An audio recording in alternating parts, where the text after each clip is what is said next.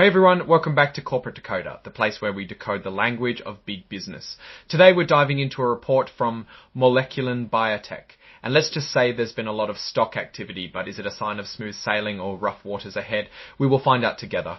Moleculin Biotech just announced a deal to sell up to $6.5 million of its stock.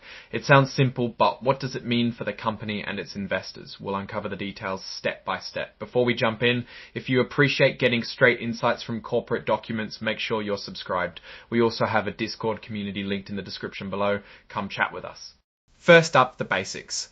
This report is called an 8K, a current report. It's filed because something important happened on July 11, 2025.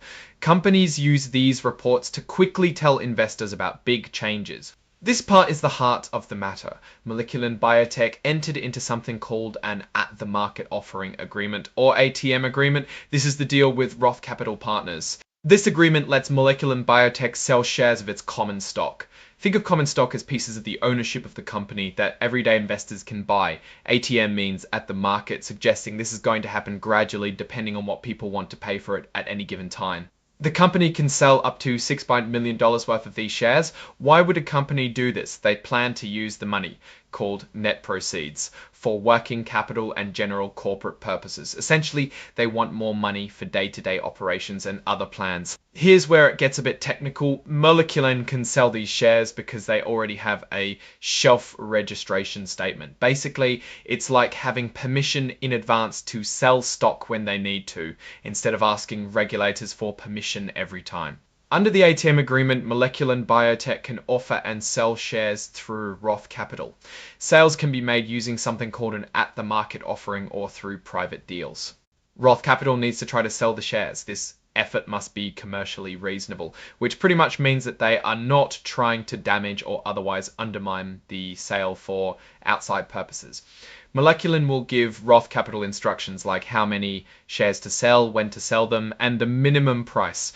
Roth Capital could also buy shares themselves, acting as the principal, but that requires a separate specific agreement. Either Moleculin Biotech or Roth Capital can stop the selling of shares if needed, but they have to tell each other first. For all this, Roth Capital gets a fee. It's 3% of the gross sales price of the shares they sell. Gross sales price is before expenses are removed. Moleculin must also pay Roth Capital for their lawyer fees up to $50,000 and maybe up to $5,000 per period for due diligence, which can be thought of as double checking everything. Moleculin Biotech will protect Roth Capital. They will indemnify them against certain liabilities. In simple terms, this means that Moleculin Biotech is responsible for the risk and Roth will not be. The company doesn't have to sell any shares at all. It all depends on the market and their needs. The whole deal ends when all the shares are sold or if either company cancels the agreement. Moleculin Biotech can cancel with just 2 business days notice. If you want all the nitty-gritty details, you can find the full ATM agreement as an exhibit to this report. There's also a legal opinion about these shares included as an exhibit from Aaron Fox Schiff. This basically says that the company has the legal right to sell these shares. This disclosure, meaning this entire document, is not an offer to sell or a request to buy the securities discussed here. Everything has to be legal first.